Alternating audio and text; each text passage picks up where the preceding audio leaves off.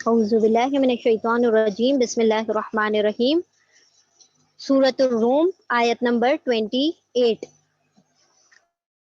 وہ تمہیں خود تمہاری ہی اپنی ذات میں سے ایک مثال دیتا ہے کہ تمہارے ان غلاموں میں سے جو تمہاری ملکیت میں ہیں، کچھ غلام ایسے بھی ہیں جو تمہارے دیے ہوئے مال و دولت میں تمہارے ساتھ برابر کے شریک ہوں، اور تم ان سے اس طرح ڈرتے ہو جس طرح آپس میں ہم اپنے ہم سروں سے ڈرتے ہو، یعنی کہ تم جس طریقے سے ان کے اوپر اپنا حکم چلاتے ہو اور جس طریقے سے تم نے اپنے مال و دولت کو ان میں آدھا تقسیم نہیں کیا ہوا ہے، تو جو رویہ تم اپنے غلاموں اور اپنے سرونٹس کے ساتھ اختیار کرتے ہو، تو کیا تم نے ان کو برابری کا درجہ دے دیا؟ جب تم نے ان کو اپنی برابری کا درجہ نہیں دیا تو کس طرح سے تم اللہ کی مخلوق کو اس کے برابر ٹھہراتے ہو، جبکہ تم تو پھر بھی ایک ہی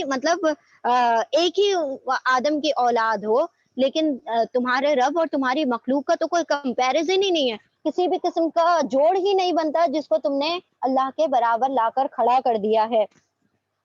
مگر یہ ظالم بے سمجھے بوجھے اپنے تخیلات کے پیچھے چل پڑے ہیں۔ اسی طرح ہم آیات کھول کھول کر پیش کرتے ہیں ان لوگوں کے لیے جو عقل رکھتے ہیں۔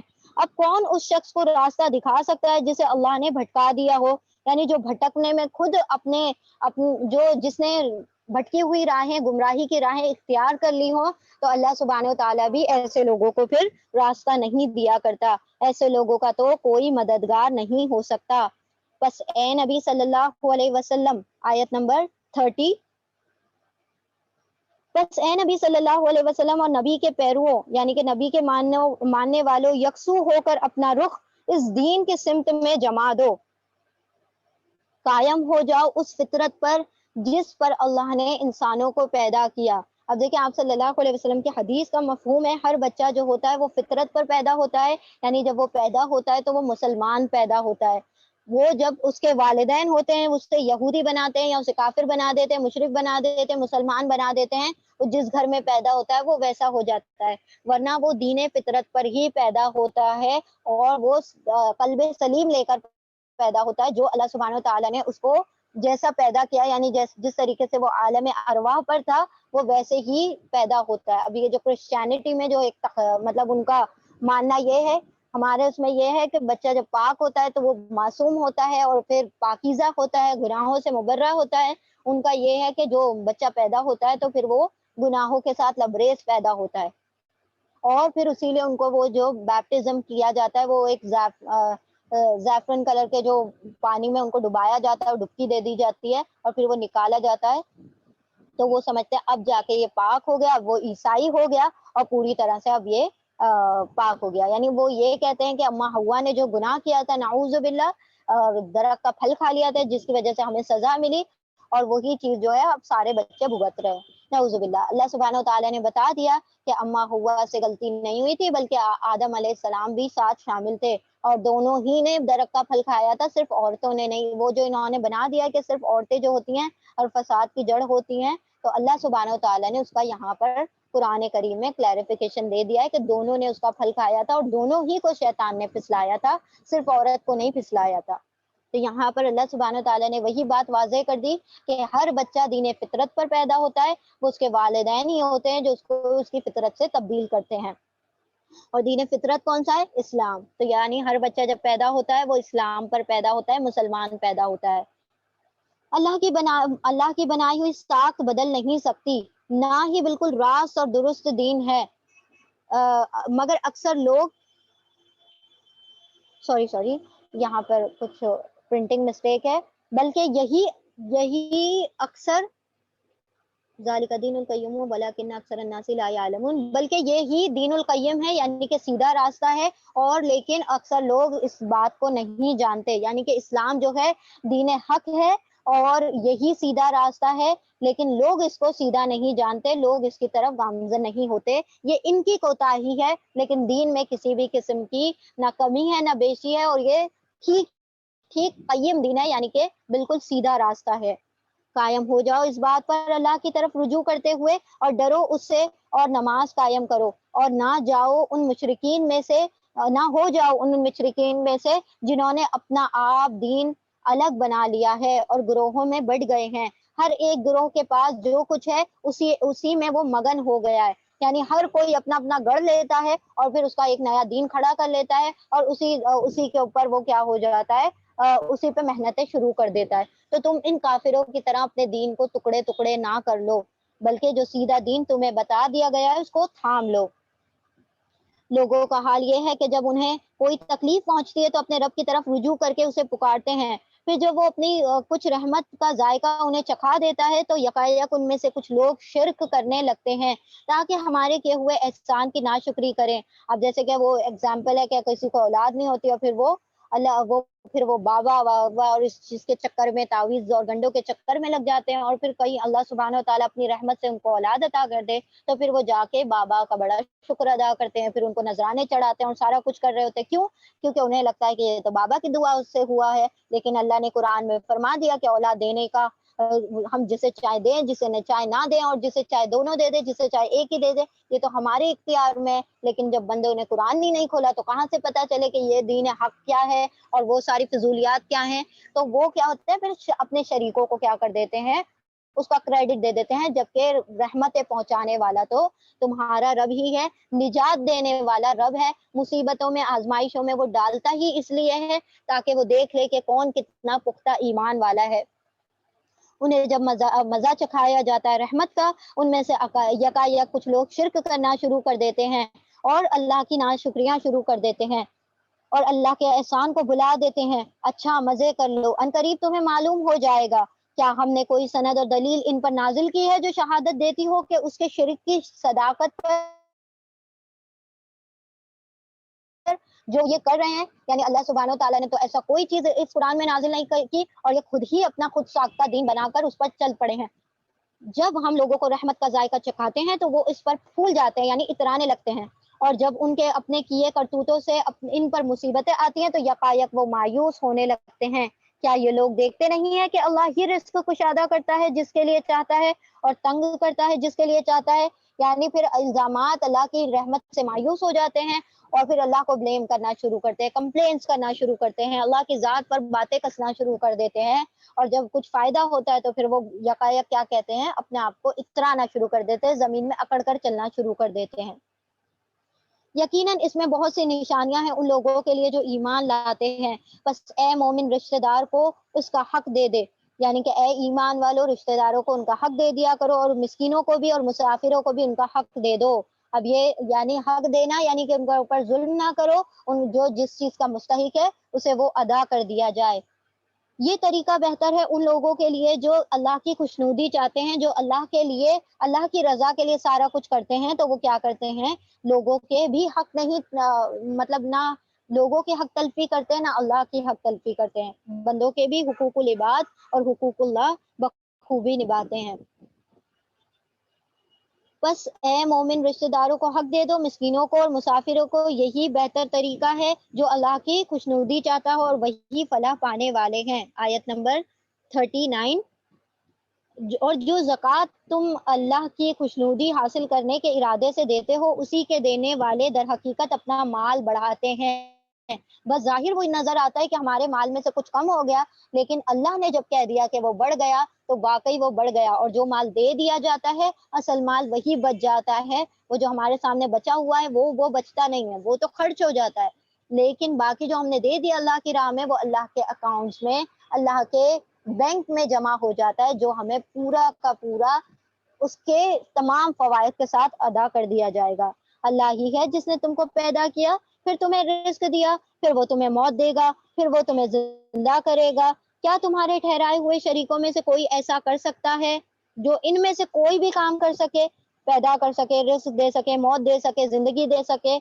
پاک ہے وہ اور برتر اور بالا تر ہے اس شرک سے جو یہ لوگ کرتے ہیں. خشکی اور تری میں فساد برپا ہو گیا ہے لوگوں کے اپنے ہاتھوں کی کمائی سے, یعنی کہ جو ساری چیزوں میں فساد ہوتا ہے, زمین میں فساد مچانے والا انسان کے اپنے اعمال ہوتے ہیں. وہ اپنے ہی بدعمالیوں سے دنیا میں فساد پھیلاتا ہے. اب یہ جو دنیا میں فساد پھیلا ہوا ہے, فساد کا کیا مطلب ہے؟ اللہ سبحانہ و تعالیٰ نے جو اپنے دین ہے اس کو علی الاعلان جو ہے ہم وہ نہیں کر سکے, نہ پریچ کر سکے, نہ اس کے لیے کوئی جد و جہد کر سکے. تو اسی کو فساد کہا جاتا ہے، جہاں پر دین کا جو اس پر عمل کرنا مشکل ہو جائے۔ تو دیکھیں عمل کرنا مشکل نہیں ہو گیا کیا؟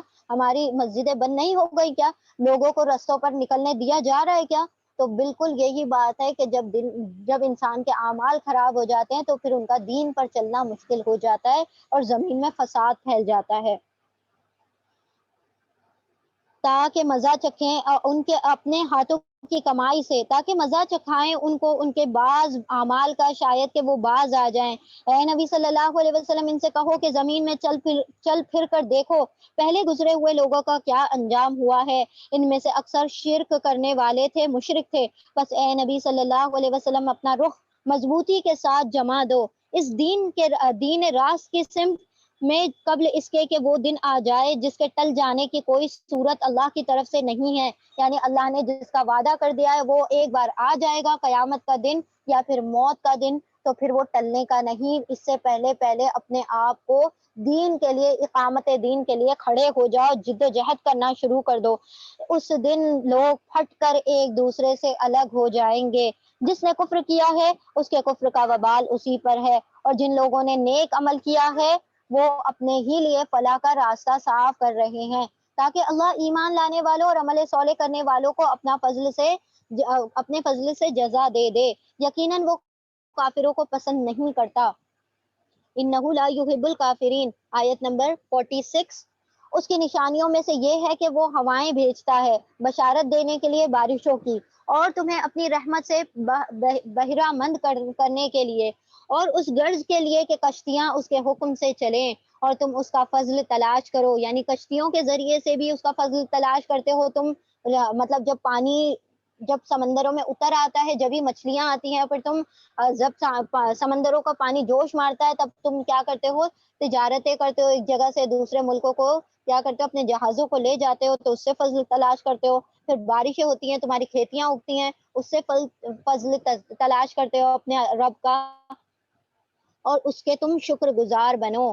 اور ہم نے تم سے پہلے رسولوں کو ان کی قوم کی طرف بھیجا اور وہ ان کے پاس روشن نشانیاں لے کر آئے تھے، پھر جنہوں نے جرم کیا ان سے ہم نے انتقام لیا، اور ہم پر یہ حق تھا کہ ہم مومنوں کی مدد کرتے۔ یعنی اللہ سبحانہ وتعالیٰ نے اپنے اوپر خود ہی لازم کر لیا ہے کہ جو مومن ہوتا ہے، وَقَانَ حَقًّا عَلَيْنَا نَصْرُ الْمُؤْمِنِينَ، تو بندے کو چاہیے کہ وہ ایمان میں پختہ رہے تاکہ اللہ سبحانہ وتعالیٰ اپنے اس وعدے کو پورا کرے اور مومنین کے حق میں اپنی مدد اور اپنے فرشتوں کی مدد بھیج دیا کرے۔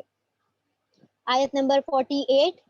اللہ ہی ہے جو ہواؤں کو بھیجتا ہے اور وہ بادل اٹھاتی ہے، پھر وہ ان بادلوں کو آسمان میں پھیلاتا ہے۔ دیکھیں یہ واٹر سائیکل کو بیان کیا جا رہا ہے کہ کس طریقے سے وہ پانی جو اٹھاتی ہے بھاپ بن کر وہ اٹھتا ہے، اور پھر وہ بادل بنتے ہیں، جس طرح چاہتا ہے انہیں بادلوں میں تبدیل کر دیتا ہے اور انہیں ٹکڑیوں میں تقسیم کر دیتا ہے۔ ایک بہت بڑا بادل نہیں بلکہ مختلف ٹکڑوں میں بن کے الگ الگ جگہ وہ بادل برسا کرتے ہیں۔ پھر تو دیکھتا ہے کہ بارش کے قطرے بادل سے ٹپکتے چلے آتے ہیں، یہ بارش جب وہ اپنے بندوں میں سے جن پر چاہتا ہے برسا دیتا ہے تو یکایک وہ خوش و خرم ہو جاتے ہیں، حالانکہ اس کے نزول سے پہلے وہ مایوس ہو چکے تھے۔ یعنی جب دیکھیں پانی ختم ہونے لگتا ہے، جب جھیلیں جو ہوتی ہیں ندیوں میں پانی سمٹنے لگتا ہے تو انسان کیا کرتا ہے؟ پھر وہ مایوس ہونا شروع ہو جاتا ہے، اللہ کو پکارنا شروع کرتا ہے، نماز استسقاء پڑھتا ہے، اللہ سبحانہ وتعالیٰ پھر دوبارہ سے بحالی لے آتے ہیں اور بارش کے ذریعے سے خوشحالی پھیل جاتی ہے۔ دیکھو اللہ کی رحمت کے اثرات کے مردہ پڑی ہوئی زمین کو وہ کس طرح سے جلا اٹھاتا ہے۔ یقیناً وہ مردوں کو زندگی بخشنے والا ہے، جس طرح مردہ زمین کو بخش دی اسی طرح مردہ انسانوں کو بھی بخش دے گا، اور وہ ہر چیز پر قادر ہے۔ اور اگر ہم ایک ایسی ہوا بھیج دیں جس کے اثر سے وہ اپنی کھیتی کو زرد پائیں تو وہ کفر کرتے رہ جائیں گے۔ یعنی اللہ سبحانہ وتعالیٰ ان کی کھیتیوں کو اچھی فصل دیتا ہے، اگر اللہ تو اس پر بھی قادر ہے کہ ان کی ساری فصل کو نابود کر دے تو یہ کیا کریں گے؟ پھر اللہ کا کفر کرنا شروع کر دیں گے۔ اے نبی صلی اللہ علیہ وسلم تم مردوں کو نہیں سنا سکتے، یعنی کہ وہ لوگ جو چلتی پھرتی لاشیں ہیں ان کو تم سناؤ گے بھی تو ان کے دلوں پر کوئی اثر نہیں ہوگا۔ ان بہروں کو اپنی پکار سنا سکتے ہو، تم ان بہروں کو بھی اپنی پکار نہ سنا سکتے ہو جو پیٹ پھیر چلے جائیں، یعنی کہ جنہوں نے رخ ہی موڑ لیا ہو تو پھر کہاں سے وہ سمجھیں گے۔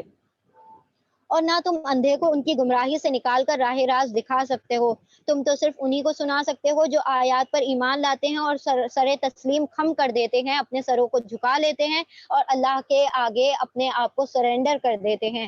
اللہ ہی تو ہے جس نے ضعف کی حالت سے تمہاری پیدائش کی ابتدا کی، یعنی تمہاری جو ماں ہوتی ہے وہ اتنی کمزور ہوتی ہے، اور جو تم بنے ہو وہ بھی ایک کمزور ترین نطفے سے بنے ہو، پھر اس ضعف کے بعد تمہیں قوت بخشی، پھر اس قوت کے بعد تمہیں ضعیف اور بوڑھا کر دیا، یعنی کہ تم اتنے کمزور تھے بچپن میں، تم بالکل ڈیپینڈنٹ تھے اپنے والدین پر، پھر تمہیں جوانی عطا کی تو تم پر شباب آیا اور تم قوی ہو گئے، پھر اللہ سبحانہ وتعالیٰ نے تم کو مضبوطی کے بعد پھر سے ضعف دے دیا، یعنی کہ پھر سے تمہیں بڑھاپا دے دیا ہے، تم کمزوری میں آ لوٹے۔ وہ جو کچھ کر چاہتا ہے پیدا کرتا ہے، اور وہ سب کچھ جاننے والا ہے، ہر چیز پر قدرت رکھنے والا ہے، اور جب وہ ساعت برپا ہوگی یعنی قیامت، تو مجرم قسمیں کھا کھا کر کہیں گے کہ ہم ایک گھڑی بھر سے زیادہ نہیں ٹھہرے، یعنی اس دنیا میں اتنے سے پہر کے لیے آئے تھے اور اس میں بھی نافرمانیاں کر چلے، یہ بہتر ہوتا ہے کہ ہم نے اللہ کی فرما برداریاں کر لی ہوتی اس تھوڑے سے وقفے میں۔ اسی طرح وہ دنیا کی زندگی میں دھوکہ کھایا کرتے تھے، مگر جو علم اور ایمان سے بہرہ مند کیے گئے تھے وہ کہیں گے خدا کے نوشتے میں تو تم روز حشر تک پڑے رہے ہو، سو یہ وہی روز حشر ہے لیکن تم جانتے نہ تھے، یعنی کہ جب تم مر گئے تھے اس کے بعد تک بھی اللہ سبحانہ وتعالیٰ نے تمہیں مردہ رکھا رہا اور برزخی زندگی میں تم زندگی گزارتے رہے، اب تمہیں جب کہ دوبارہ اٹھایا گیا ہے تو تم روز حشر تک مرے پڑے رہے تھے، اب دوبارہ سے اللہ تم کو زندگی بخش دی ہے۔ بس وہ دن ہوگا جس میں ظالموں کو ان کی معذرت کوئی نفع نہ دے گی، یعنی کتنی بھی معافیا مانگتے رہے اب قبول نہ کی جائے گی اور نہ ان سے معافی مانگنے کے لیے کہا جائے گا۔ ہم نے اس قرآن میں لوگوں کو طرح طرح سے سمجھا دیا، کیوں طرح طرح سے سمجھا دیا؟ اللہ کو پتا ہے کہ کچھ لوگوں کا مزاج جو ہے وہ لالچ والا ہے تو انہیں تما دے دی کہ تمہیں جنت ملے گی، کچھ لوگوں کا مزاج جو ہے ڈرنے والا ہے تو ان کو جہنم سے ڈرا دیا، کسی لوگوں کا مزاج جو ہے تنبیہ والا ہے تو ان کو آگاہی کر دی کہ یہ کر لو ورنہ تمہارے اوپر یہ عذاب آ جائے گا۔ تو ہر قسم کے کچھ لوگ ایسے ہیں جو دوسروں کی مثالوں سے سیکھتے ہیں تو ان کے لیے عبرت کے واقعات بیان کر دیے، تو اللہ نے ہر طریقے سے سمجھانے کی کوشش کی، کیونکہ سب کا مزاج الگ ہے، کوئی کسی سے سمجھتا ہے کوئی کسی طریقے سے سمجھتا ہے، تو اللہ نے ہر طریقے سے اس میں مثالیں بیان کر دی۔ تم خواہ کوئی نشانی لے آؤ، جن لوگوں نے ماننے سے انکار کر دیا ہے وہ یہی کہیں گے کہ تم باطل پر ہو، یعنی کہ وہ کتنی بھی نشانیاں دیکھ لیں گے وہ باطل پر ہی جمے رہیں گے اور وہ تمہیں باطل والا کہیں گے حالانکہ وہ خود باطل پر ہیں۔ اس طرح ٹھپا لگا دیتا ہے اللہ، مہر لگا دیتا ہے اللہ ان لوگوں کے دلوں پر جو بے علم ہیں، جو علم کا استعمال نہیں کرتے۔ فَاصْبِرْ إِنَّ وَعْدَ اللَّهِ حَقٌّ، تو کیا کر لو؟ صبر کر لو، بے شک اللہ کا وعدہ سچا ہے اور وہ یقیناً ہونے والا ہے، اور ہرگز ہلکا نہ پائیں تم کو وہ لوگ جو یقین نہیں کرتے، یعنی جس طریقے سے تم کو ہلکے میں لیتے ہیں اللہ سبحانہ وتعالیٰ بتا دے گا کہ تم کون سی ہستی تھے، تمہاری بھی وہ اہمیت جان لیں گے اور اس دن کی بھی اہمیت ان کو پتہ چل جائے گی جبکہ وہ لوگ کیا ہوں گے، آخرت کو دیکھ لیں گے اور اپنے عذاب سے دو چار ہوں گے تو پھر ان کو ساری حقیقتوں سے پردے اٹھا لیے جائیں گے اور علم الیقین جو ہوگا وہ عین الیقین میں بدل جائے گا اور وہ اپنی آنکھوں سے سب کچھ دیکھ لیں گے۔ اللہ سبحانہ وتعالیٰ ہمیں ان لوگوں میں شامل فرما جن کو اللہ سبحانہ وتعالیٰ نے اس سورہ میں بھی اپنی نعمتوں کا وعدہ کیا ہے، اور اللہ ہمیں ان لوگوں میں شامل نہ فرما جن پر اللہ سبحانہ وتعالیٰ غضبناک ہوا ہے اور جن کے لیے اپنی غضب کا وعدہ کر دیا ہے، اللہ ان میں سے ہمیں بچا لے، ان لوگوں میں شامل نہ فرما، اللہ ہمیں مفسدوں میں شامل نہ فرما، ہمیں ظالموں میں شامل نہ فرما، اور جو نبیوں نے اپنے لیے خیر مانگی ہے، خیر طلب کی ہے، اللہ ہمیں اس خیر میں سے حصہ عطا فرما دے، اور اللہ سبحانہ وتعالیٰ جو تمام نبیوں نے شر سے پناہ مانگی ہے ان شر سے ہمیں پناہ نصیب عطا فرما دے، اور اس قرآن کو ہمارے لیے جلا بنا دے، اس کے ذریعے سے ہمیں زندگی جینے کے طریقے جو ہے آسان فرما دے۔ اے اللہ ہمارے لیے اس قرآن کو نور بنا دے، حشر میں اور قبر میں اور ہر طریقے سے موت کے وقت بھی اسے ہمارا ساتھی بنا دے۔ وآخر الدعوانا ان الحمد للہ رب العالمین۔ سبحان اللہ و بحمدہ، سبحانک اللہم وبحمدك نشهد أن لا إله إلا أنت نستغفرك ونتوب إليك. سبحان ربك رب العزة عما يصفون وسلام على المرسلين والحمد لله رب العالمين برحمتك يا أرحم الراحمين. اللهم ارزقني تفكرا وتدبرا بما يتلوه لساني من كتابك والفهم له بمعانيه والنظر في عجائبه والعمل بذلك ما بقيت إنك على كل شيء قدير. اللهم آنس وحشتي في قبري. اللهم ارحمني بالقرآن العظيم واجعله إماما ونورا وهدى ورحمة واجعله تلاوته آناء الليل وآناء النهار واجعله لي حجة یا رب العالمین. اے اللہ اس قرآن کو ہمارے لیے حجت بنا دے، ہمارے حق میں حجت کرنے والا بنا دے، اور اسے ہمارا امام، ہمارے لیے نور بنا دے، ہمارے لیے رحمت بنا دے اور ہمارا لیڈر بنا دے، اور اس کے ذریعے سے ہمیں زندگی گزارنے کا طریقہ آسان زندگی گزارنے کا طریقہ سکھا دے. اللہم نور قلوبنا بالقرآن وزین اخلاقنا بالقرآن ونجنا من النار بالقرآن وادخلنا فی الجنت بالقرآن. اللہم نور قلوبنا بالقرآن. اللہم انا نسألک الجنة الفردوس ونعوذ بک من النار. اللہم انا نسألک الجنة الفردوس ونعوذ بک من النار. اللہم انا نسألک الجنة الفردوس ونعوذ بک من النار. ربنا تقبل منا انک انت السمیع العلیم وتب علینا انک انت التواب الرحیم. وآخر دعوانا ان الحمد للہ رب العالمین برحمتک یا ارحم الراحمین. اللہم صلی وسلم علی نبینا محمد صلی اللہ تعالی علیہ وسلم. السلام علیکم ورحمۃ اللہ وبرکاتہ. جزاکم اللہ خیرا کثیرا.